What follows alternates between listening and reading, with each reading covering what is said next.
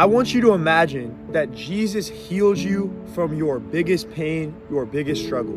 And the first thing he tells you to do after he heals you is pick that struggle up and carry it on your back.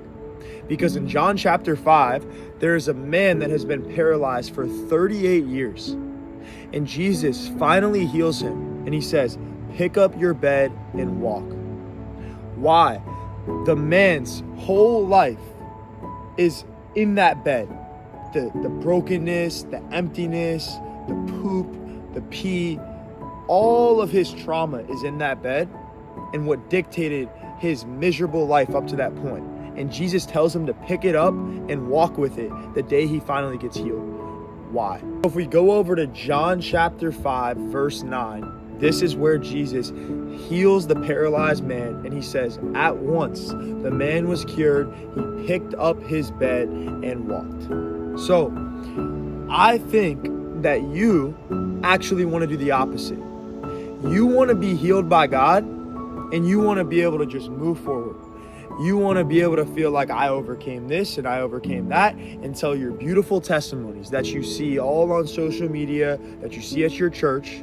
So you feel like you overcame it and then slap a Jesus label on top of it. So Jesus is trying to get something pointed to us. He's trying to get something across so strategical here that will make or break your whole entire relationship with God. Somewhere along the way, you have been taught that freedom means you are not weak anymore. That you have to just chase after getting rid of your anxiety, get rid of your depression, get rid of your lust, get rid of your lack of purpose, get rid of your shame, get rid of your past mistakes. And it sounds very good on the surface level. And Satan is really, really good at disguising this as something that is noble and something that God actually wants. But you doing that your whole life and chasing after that transformation and chasing after that deliverance that everyone tries to get you to chase after is the very thing that might be breaking your relationship with God. What if Jesus never wants you to forget your weakness, but he wanted to change what that weakness meant about you? We're about to dive deep into what the bed for the paralyzed man actually represents and how it ties directly into your life and your bed for your sake of the analogy. Jesus could have told the man to burn it. He could have told him to throw it out. He could have told him to leave it behind, but he told him to pick it up. Why? Because Jesus not only wanted to change his condition, but he wanted to change his relationship towards what once defined him. To think about it, that bed for 38 years, every morning watched him cry. Every single night watched him cry. That bed carried him. It watched him lose hope. It watched him question God. That bed became his identity. That bed was what everyone in his life saw him through. That's what he was seen as. And that's what you might feel like you're seen as. I'm just my lust. I'm just my failure. I'm just a struggling Christian. I'm just the one that has no purpose. And that right there is your own bed. But one sentence from Jesus transformed and changed everything. Not because the bed disappeared, but because the bed's authority disappeared. See, Jesus has healed you through what he has done for you, but you aren't believing it. And that's why your bed, your lust, your issues, your sin, your failure is still defining you, because you have not realized that your struggle has been defeated already by Jesus. You are giving your bed, your pain, more authority than what Jesus has already declared and more authority than what Jesus has already done. See, right now, your bed is carrying you, but when Jesus comes into the picture, you carry the bed. There's a difference now. See, right now, you're defined by your lust. You're defined by your action. You're defined by your struggle, by your anxiety, by your depression. But you don't have to be defined by that, because Jesus handled those feelings. He handled those sins. He handled those issues. And now you can prevail over that sin, over your bed, and have dominion over it because it no longer has dominion over you, as it says in Romans 6:14. See, that version of you is dead. It's gone. There's a new version of you here right now, 2 Corinthians 5:17. Now, you are just struggling to believe that. John 16:9, of sin because they believe not unto me. See, you are using your bed wrong. The bed is supposed to point you to dependence on the Lord, but your bed is still pointing you to dependence on yourself, and then you wonder why you keep recreating the same problems on repeat. Christianity is not pretending that your past did not happen, but Christianity is realizing that the thing that once defined you no longer has power over you. And Satan hates that. He doesn't want you to know that. He thinks you have to overcome it. You have to do it. You have to do this, because he knows it distracts you from what Jesus has already done for you, and it distracts you from relying on Jesus. It keeps you relying on yourself, and it keeps you stuck. It keeps you paralyzed in that same position. Jesus never told you to outrun the bed. You always think, I have to add more. I have to fix this. I have to fix that. No, you don't have to add anything. You have to subtract. Jesus told you to pick the bed up. He didn't tell you to run from the bed. You are not your depression. You're not your shame. You're not your anxiety. You're not your failures. You're not your divorce. You are not your lust. You're not your pornography. And I'm sick of you thinking that it is. And I'm sick of everyone else telling you that that's who you are and you have to fix it. You can't fix it. Because if you would have fixed it, you could have. And you would have, but you didn't. You're still struggling because that's the only thing you're capable of doing. And that's why if you go over to John 15 or John 5, this is where he says, Jesus says, do you want to be healed? And he says, I have no one to help me. He's at the bottom. He's done. He gave up. That's what you need to do. You need to give up, let go. But you can't let go because you still think that you can do it. But when you accept you can't do it, that's when Jesus will heal you. And that's when you can pick the bed up and move forward and walk. This is the deepest layer. Every single time that man picked that bed up, what did it remind him of? I didn't heal myself. I couldn't fix myself. That bed taught him one thing. Everything in my life revolves around grace. The moment you forget where grace found you is the moment that you're going to start thinking that you did it yourself. It's the moment that pride is going to arise. It's the moment you're not going to rely on God anymore. So you need to imagine, let's say you overcome your vice in that thing, your bed, and Jesus heals you, and you start succeeding, and you start moving forward. 10 years down the line, you got the family, you got the kids, you have the job, you have everything you wanted. And you slowly start to think that I did this. And you forget where you were 10 years ago. What's going to happen? You're going to rely on yourself. You're going to become self-righteous. You're going to turn into Satan. And you're going to go back to the very thing that led you to being paralyzed to begin with. And you're going to sabotage your life again. But if you have that heart posture always of I'm nothing and I'm only capable of my lust, I'm only capable of my failure, I'm only capable of sin, you will always have a heart to depend on the Lord. And if you have a heart to depend on the Lord, and you're always close to Him, you'll always be safe, you'll always be secure. Your problem, your bed is not punishment, it is protection. See, you're only listening to this video too because I want to fix this and I want to solve my problems. Stop trying to solve your problems. You need to realize you can't solve your problems, and your lust and your sin and your problems. It's a blessing. It's the thing protecting you. It's the thing pointing you to the gospel. It's the thing keeping you reliant on the blood and the blood alone. It's going to protect you from thinking that you don't need the one who can actually save you. That you don't need the one who can actually heal you. So stop running away from your problems.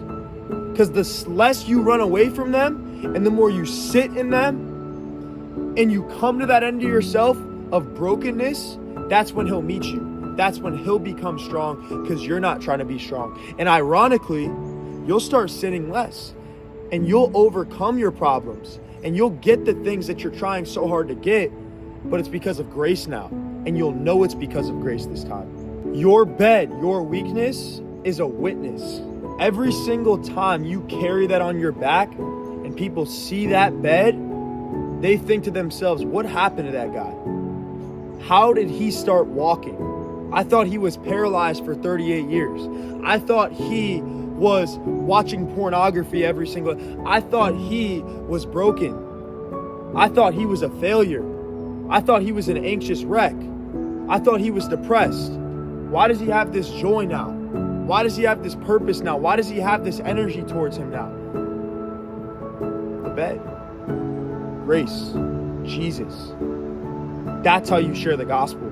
That's how you impact millions of people around you. Because people look at you and they can't help but see where the heck you came from. Look, your pornography shouldn't point people to your discipline. It should point people to God's grace. Your anxiety shouldn't point people to, I overcame my anxiety. It should point people to, God overcame the anxiety for me. Addiction shouldn't point people to your willpower. It should all point people to what happened to that guy. And the only answer could be Jesus happened. Carry that bed on your shoulder, it'll protect you from everything going around in this world. Because you're going to always remember, wow, it could be so much worse. Look who I was. Look where I was. And I have all this now. Praise God. You're always going to have a heart to see what you gain because you saw what you had before and you saw who you were and you saw what you deserved. And this now will not make you a slave to what's going on around you, and it won't be about you anymore. Nothing's going to be a problem to you anymore because you're not going to have the audacity to say anything to other people. You're not going to get angry anymore. You're not going to fear anymore because it's going to be Jesus found me. I didn't find Jesus. See, when you have that energy of I found Jesus and I did this and I did that, the pressure, the weight on the world goes on your back. Because you're trying to be the savior while slapping him on top. But when it's, I couldn't do anything, and I was only ever going to lay in that bed for the rest of my life and fail and fail and fail, the only option, the only conclusion is it was Jesus and Jesus alone showing me grace, him getting me, him holding on to me not holding on to him. You have been trying so hard to prove that you're changed, not realizing that you never even changed yourself to begin with. See, that's why you're burned out. That's why you're tired. That's why you're exhausted. You're trying to create something that you never created to begin with. Just stop trying to do anything. Everything that's ever happened to you has been God's grace. And if you try to recreate the grace that he gave you, you won't be able to do it because you're not capable, because you didn't deserve it. But he can do it. Because he can give you the desires of your heart. He can give you what you need. But the moment you try to do what you think you want, you will fail. And you're going to wind up in the position that you're in right now. So the greatest danger to you is not going back to your sin or going back to your old life. It's forgetting how badly you needed grace to begin with. Same grace that saved you at the start is the same exact grace that you need to live by on a day-to-day basis. Christian life can never, ever outgrow dependence on Christ, but you think you can, and that's why you're miserable. And until that gets addressed, until the heart gets addressed, to learn what grace is about, to learn things like this on a day-to-day basis, you're gonna keep chasing something that'll never give you the answer that you think you want and the answer that you think you need. You need to spend the rest of your life remembering the one that was strong for you when you couldn't be strong by yourself. Grace does not ask you to forget where you came from. It asks you to never forget about who brought you out of your pain. You need someone that is going to be able to expose the beliefs that have been causing your entire struggle all along. You don't need more discipline and motivation and information. You have all of that. You don't need accountability partners. You need to address the false agreements and the false beliefs that are dictating and running your whole life. The unconscious patterns, the unconscious thoughts that you'll never be able to exceed past. And that's why you have all this information and you know what you want to do and you feel like you're two different people all the time because you can't grow past an identity. You can't grow past a belief system. You could try all you want, but it'll never work. You'll fall to that identity. You'll fall to those beliefs. You don't rise to your goals. You fall to the identity. So if this message convicted you like it convicted me, if this message showed you that there is something deeper rooted wrong with your faith and you actually want to solve this, you actually want to get to the bottom of this, and you realize that this gospel and this heart posture is a direct correlation to the quality of your life, not just eternal life, the quality of your life here, the wife you have, the father that you are, the job that you have, the business that you might have, the joy you have, the clarity you have. You don't think like that, but it is. Because God created this. And if we live out of alignment with what he created us to be like, then of course you're going to have issues like you have. So stop trying to find everything outside of yourself to solve your problems like you have. More money, more success, more sinning less, more. You need to address your heart. You need to address the gospel. You need to address your identity. So all that stuff, the noise outside, can just come naturally as a byproduct of you learning how to trust yourself less. But until that gets addressed, it's going to be very difficult for you to see the change and the progress that I know you're desperate to see.